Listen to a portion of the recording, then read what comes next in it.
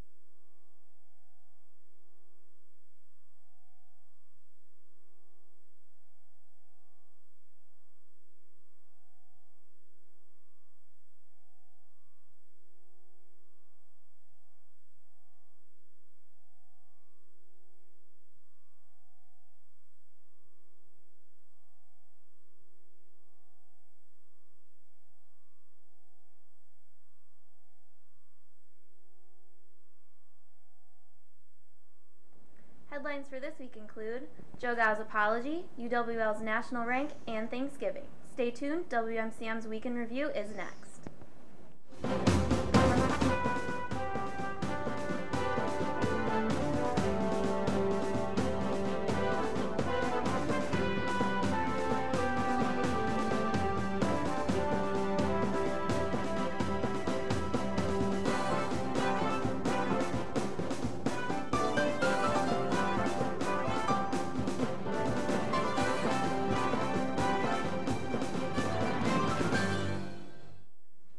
Hello, and thanks for watching WMCM's Week in Review. I'm Ryan Giannoni. And I'm Noelle Hausen. UWL Chancellor Joe Gao has sparked numerous provocative headlines after bringing Nina Hartley, a porn star and sex educator, to speak on campus during Free Speech Week. On Monday, November 12th, he sent out an email to the university apologizing for the sensationalist media attention UWL has received, and has agreed to personally compensate the university for her $5,000 appearance fee. In response to student and parent requests, he has also agreed to arrange for a speaker from Fight the New Drug, a nonprofit dedicated to raising awareness of porn's harmful effects using facts and personal accounts. They will present on campus later this month. Due to the controversy, Gao has explained he will be making no further comments about this matter. UW La Crosse has received more national recognition. This time it's on Scholar March's 2018 College Honor Roll for going above and beyond for providing excellent support and opportunities for first-generation and low-income students. UWL is one of 375 schools and one of only 2 University of Wisconsin schools on the list. Scholar Match is a nonprofit organization whose mission is to make higher education possible for low-income youth and first-generation students. UWL has a great first-generation organization that provides services and resources to help them be as successful as possible. One of the ways they do this is through the UWL introductory class that helps develop skills and knowledge of the college lifestyle. The university also has dedicated offices and scholarship programs specific for first-generation and low-income students. Delve into topics of systemic racism, white savior complexes, and white fragility with an experiential meeting of the minds at Partners in Movement this Friday. Join fellow students in conversations that explore personal and collective responsibility within a racialized society.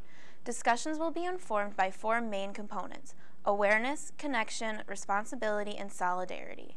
If you've been eager for a chance to practice compassionate listening and empathy, this is your chance. Sponsored by Campus Climate, you can attend Partners in Movement on Friday, November 16th in room 3105 in the Student Union, starting at 4:30 p.m. There is no need to register and there will be snacks provided. UWL art students held an event at the Children's Museum this past Sunday. We sent a WMCM crew to check it out. The Children's Museum of La Crosse hosted cultural creations with UWL art students. We caught up with some of the volunteers, staff, students, and parents to get their thoughts on the event. Today we are bringing in our art students. They are going to be working on grant work that they have done research to see if how students react to different cultural aspects of art. So like we're doing flag making, we're doing mask making, and then there's some beadwork. UWL Professor of Art Lisa Lenars talked more about the details. The art education students are also performing a small research study where they're actually collecting data about the influences of microcultural experiences in the art making process. So they'll be conducting a small interview with the students and photographing their work, just asking them about what their artwork represents and what it means.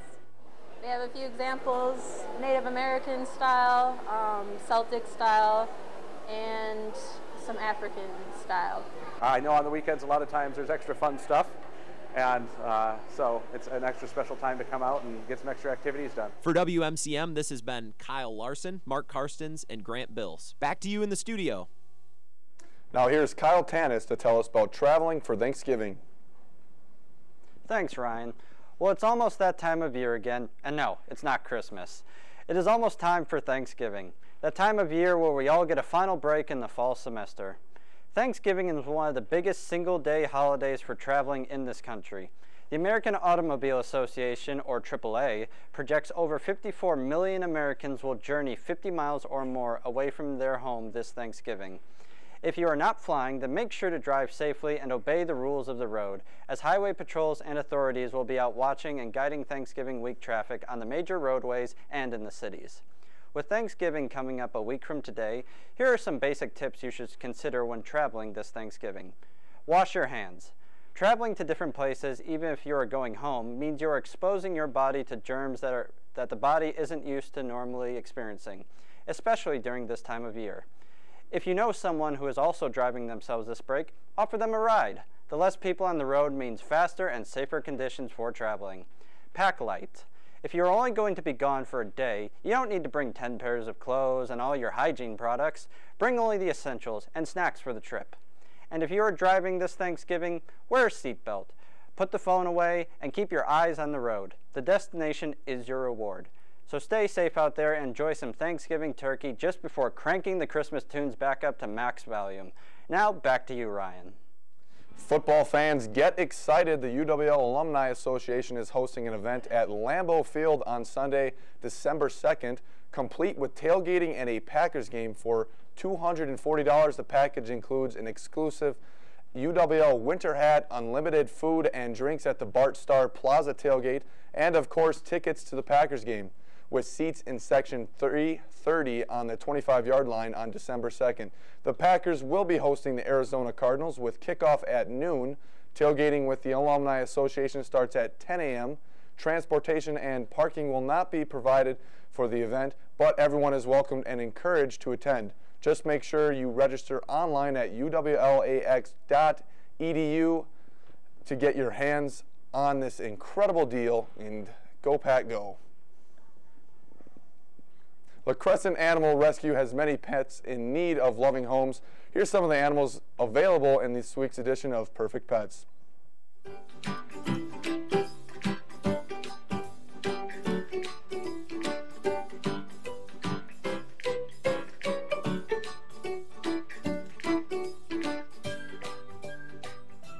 Hi, I'm Pumpkin.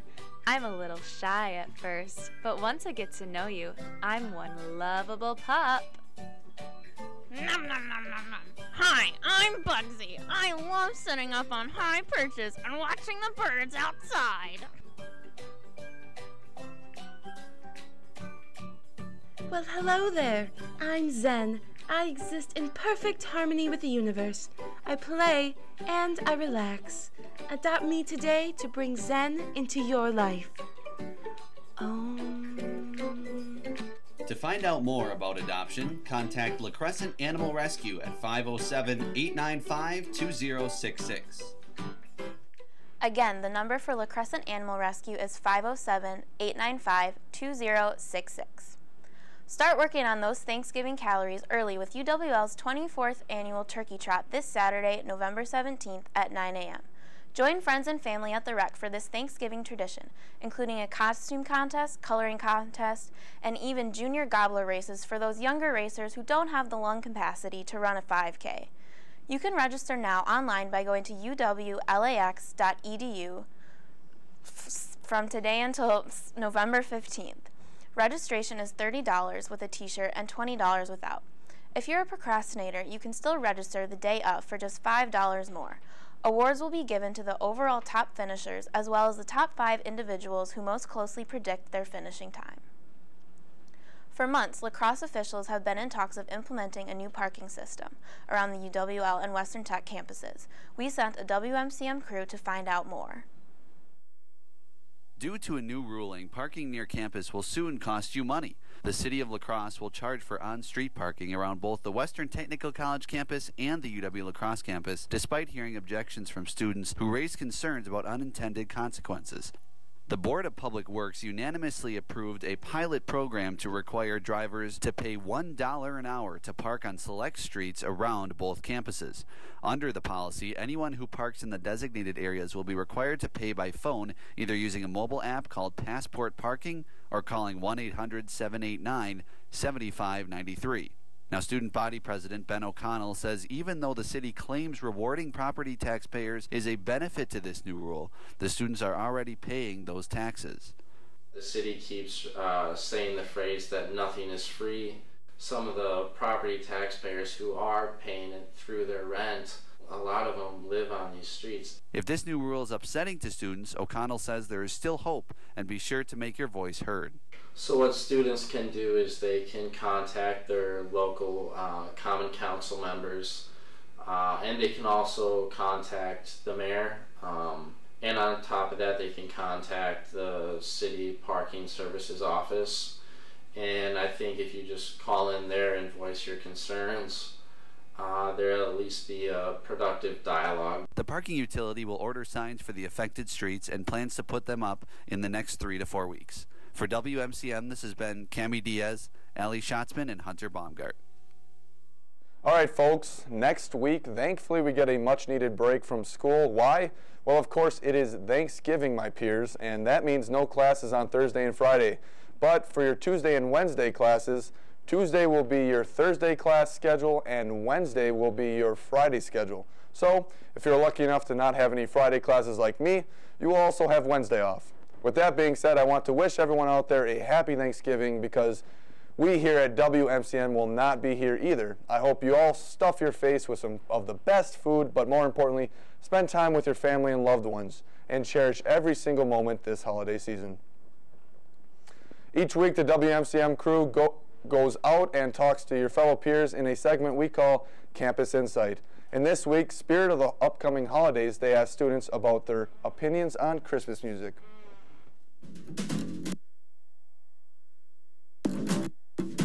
All right, when is the most acceptable time to listen to Christmas music? All right, so being Catholic, I would say when Advent starts. After Thanksgiving. No. I think anytime you want. I generally wait until after Thanksgiving. No, never. After Thanksgiving. Like right after Halloween. After Halloween, everyone else is gonna kill me. I love Christmas music. What do you think? Oh no, yeah, especially after Halloween. We also asked what their favorite Christmas song is. Probably All I Want for Christmas Is You by Mariah Carey, because who doesn't love Mariah Carey? All I Want for Christmas Is You by Mariah Carey. Mistletoe, Justin Bieber. The Mariah Carey one. Oh, same. Same Break by Gucci Mane. The only Christmas song I dislike is Little Drummer Boy, because it's horrible. It's a Little Drummer Boy. Let It Snow. Yeah, let us know.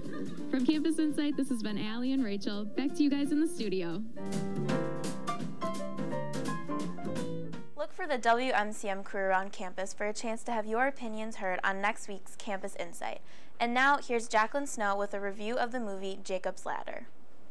War, demons, and the post office. Just a few things that make Jacob's Ladder one of the top psychological horror films to this date. Based off real government conspiracies, this movie includes flashbacks to the Vietnam War and make you question a few things you may have learned in school. Jacob, played by Tim Robbins, has PTSD after a brutal and harsh war. With these flashbacks, he starts to see things that may not actually be there, and he's not alone. His former platoon mates are just as scared. A truly chilling and confusing film that makes for a great late-night watch. Let's check out the trailer.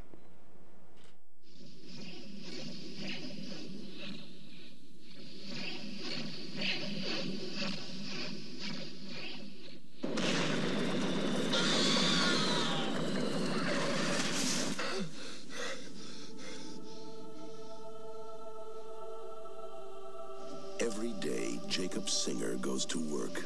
What's wrong? It's just one of those days. And every day, he wonders what is happening to him. Maybe it's the pressure, Jake. They're like demons, Jess. They weren't human. What were they, Jake? Let me look at your hand. You have a very strange line. See, according to this, you're already dead.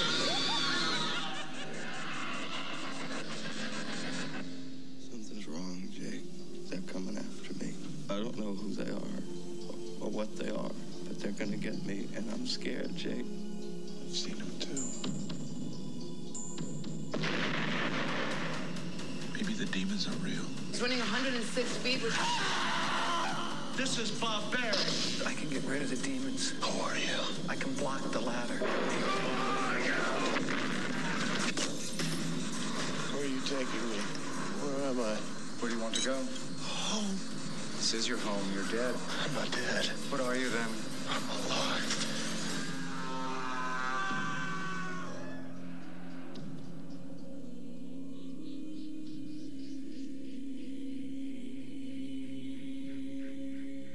Jacob's Ladder is a thrilling film to watch and keeps you on your toes the entire time. The state of confusion you remain in until the end only adds to the excitement. Rotten Tomatoes gave this film a 68%, but I'd give it 100. Stay tuned to WMCM. Tori Eggleston will be back with this weekend's weather. But first, here's a message from Student Body President Ben O'Connell. Come on into the UWL presidential address. I am Ryan Gignoni alongside Student Body President Benjamin O'Connell, and he is here to address the students again this week. Yeah, so we've got exciting news coming out of Student Association right now. For the first time this year, we have a full student court. So that's exciting. If your organization is ever in a dispute, it's likely that you may end up going to the court for opinions and mediation. So, you know, keep that in mind as a resource in the future. And aside from that, some interesting news on parking. So the resolution to prohibit the pilot parking program, which would be going on around campus, was postponed or referred for 60 days by the City Council to give both the city and university time to communicate on it and try to come to a mutual understanding or agreement. Excellent. I mean, I hope they do actually come to an agreement, because it seems like it's kind of a bit of, you know, it's up in the air right now with a lot of things. So. Yeah, it's been quite the time, and hopefully we reach a conclusion soon for the students. Absolutely. Well, hey, thank you, Ben. I'm Ben O'Connell, and I approve this message. All right, good afternoon, everyone. I have the weather. Tonight we have some showers. Boo. Roll up your car windows, because mine don't. 32 degrees, 15-mile-per-hour winds. Tomorrow, mostly cloudy, no rain. My backseat lives another day, thank God. 38 degrees, getting toasty. Saturday, boo, down to 30 degrees. I don't even know what to tell you. At least, again, no rain. So, on to Sunday, mostly sunny. Whew, we're lucky. 29 degrees, even luckier. Thanks for tuning in. We are going over to Nate for this week's interview. Thanks, Tori. This week I am joined by Kate Kruger. She is a trumpet player in the UWL Wind Ensemble. Kate, how's it going today?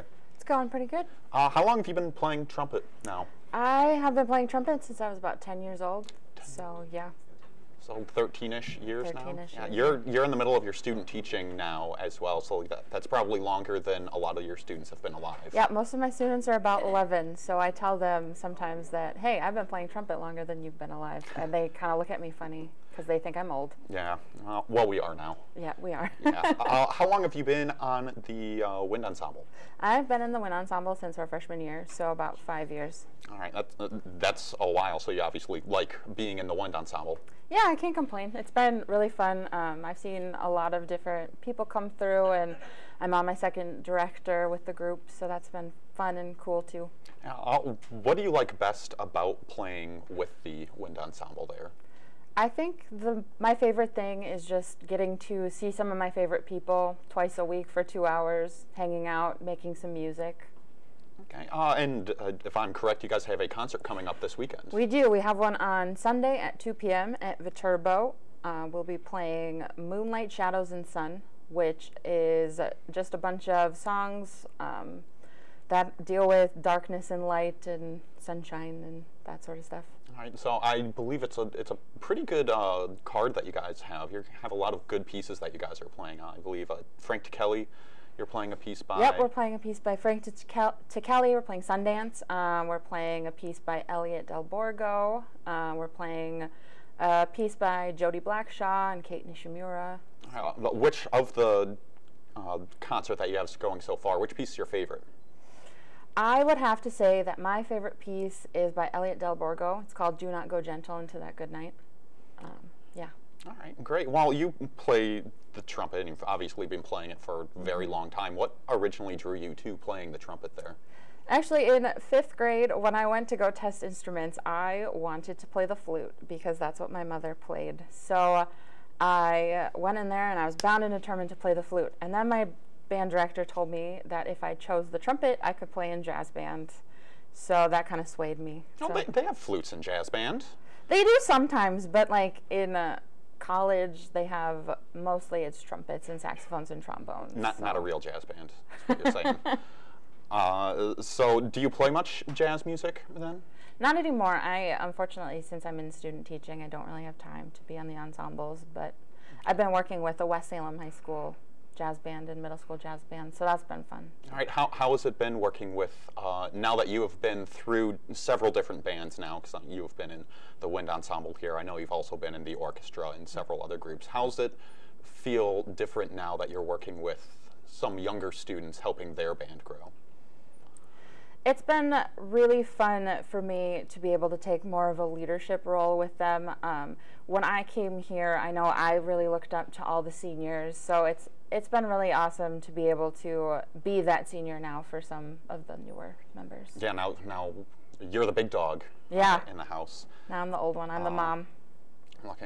Looking back, we have this concert on Sunday. What else do we have coming up? This is probably the last one of the semester, correct? This is the last major concert. We also have a performance on December 3rd at the Rotary Lights. It starts at 6 p.m. and that's just going to be a lot of your classic Christmas songs. All right, so a lot of like We Wish You a Merry Christmas, Grinch and stuff like that? Yep, it'll be super awesome. We're in one of the warming tents, so you can come take a listen and then wander around. Maybe we'll have some snow by then. Oh, hopefully we'll have some snow by then. Get some hot chocolate, go out, take a look at the lights, stay warm, listen to music. So other than trumpet there, you, as a band director, I'm sure you have to play other instruments as well. Are there any others that you really like to play? I have found myself really enjoying playing the saxophone. That's something in my instrumental methods class that I didn't think I was going to like, but it turns out I think that's probably my favorite other instrument. Awesome. Well, great. Thank you very much for coming out and talking with us today. Well, stay tuned. Hunter Baumgartner will be right back with this week's sports, but first, let's take another look at some of those adorable animals in need of loving homes on this week's edition of Perfect Pets.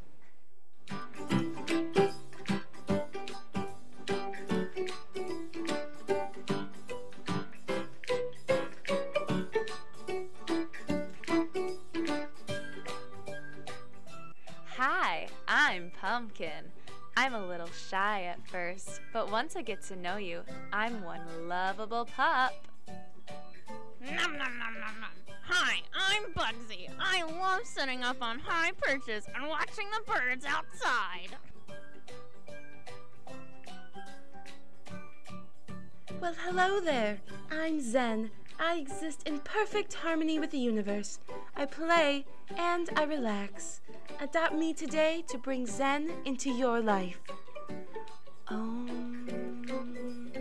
To find out more about adoption, contact La Crescent Animal Rescue at 507-895-2066.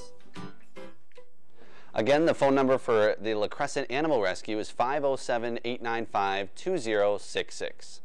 The UWL football team wrapped up its regular season with a 42-0 win over UW-Eau Claire last Saturday at Carson Park. The Eagles finished the season at 7-3 overall and 5-2 in the WIAC, while the Blue Golds finished 4-6 overall and 2-5 in the conference. It was the Eagles' first shutout victory of the Blue Golds since 1972. UWL took a 7-0 lead early in the game when quarterback Ben Shramsky scored on a 4-yard run. The Eagles added another touchdown later in the first quarter on a Austin Mankoski 56-yard touchdown run.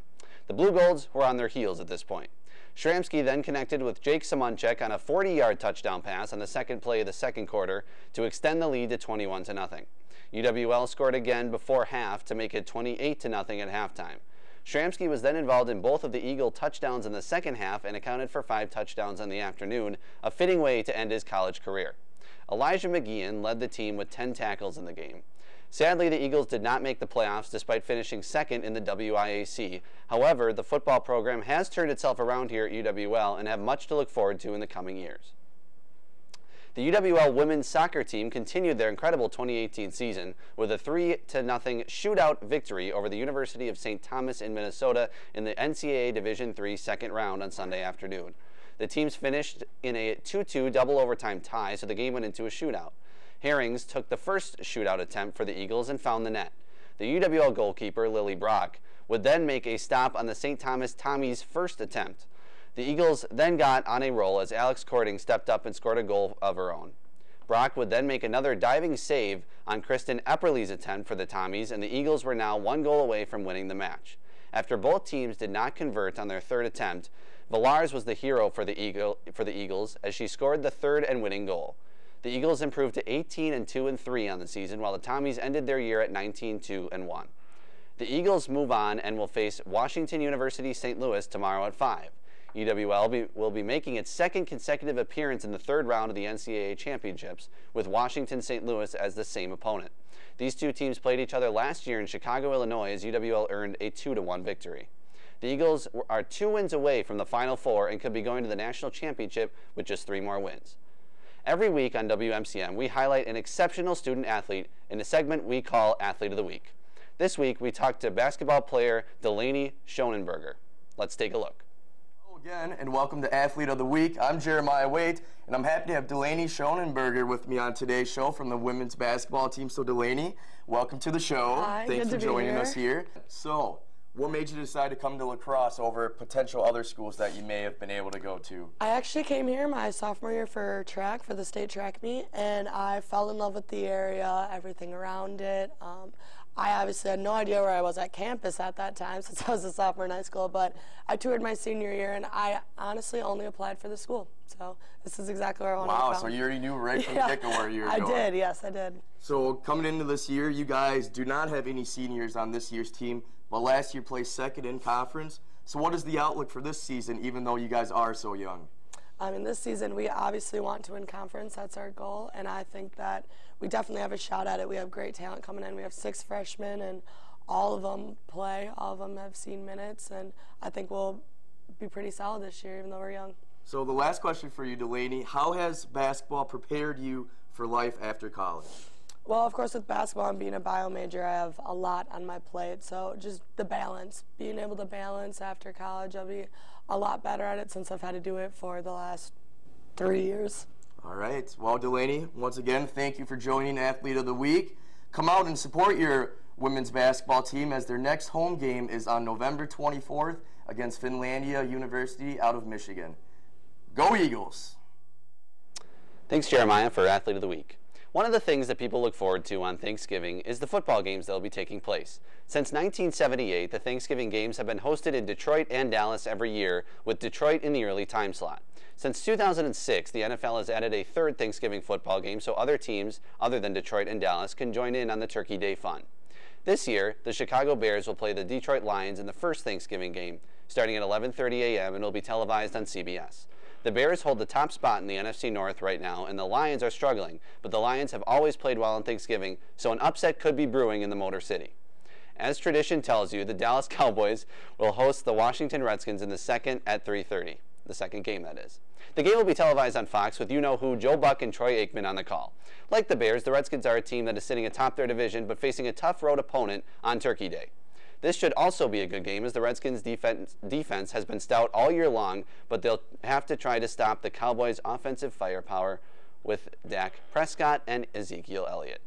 Finally, the Saints, who could be on a 9-game winning streak, if they beat the Eagles this weekend, will bring an offensive firepower of their own to the Superdome to face the Falcons. This game will be on NBC at 7:20 p.m. And that's all for this week's sports. What are your Thanksgiving plans here as we head into the holiday? Well, you know, I'm getting excited to get home and spend time with some family. It's been a long road here at MCM and La Crosse, so it's going to be a good time being home. Yeah, I'm very excited to eat all the food that comes with Thanksgiving. I get to see my dog, too. Oh, yeah, that too. Very excited to see my dog. I don't have a dog. It's okay. Yeah, my family's great, though. You can always get one.